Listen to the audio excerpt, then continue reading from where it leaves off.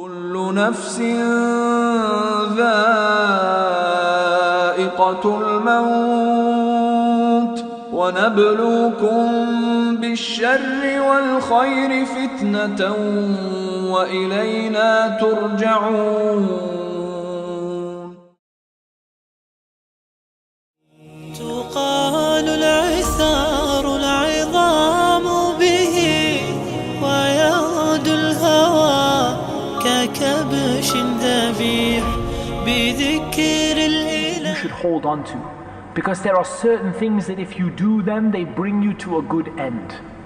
The first thing is that you should realize that a good end comes from a good life, a good Islamic life. That's what brings about a good end. It's very rare that a person does sins their whole life and then has a good end. It's very, very rare, except the one who Allah has mercy upon. The vast majority of people, they die as they live. And so if you are a person who is doing some really big sins and you know you need to get rid of them, the time to get rid of them is tonight. If you can't get rid of them tonight, at least make tawbah for them tonight. Repent for them tonight and intend that at the earliest opportunity you're going to get rid of this stuff. Because at the end of the day, it's how you live that determines, generally for most people, how you're going to die. And I'll tell you another true story in this, and this story, if I'm not mistaken, it happened in Jeddah. It's a paramedic telling a story of two young men who died.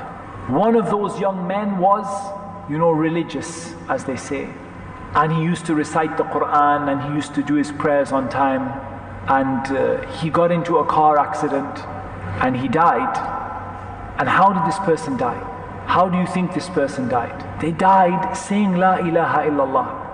They died saying the remembrance of Allah, saying the words of Allah. The Prophet ﷺ said, whoever's last words in this dunya are La ilaha illallah will enter paradise.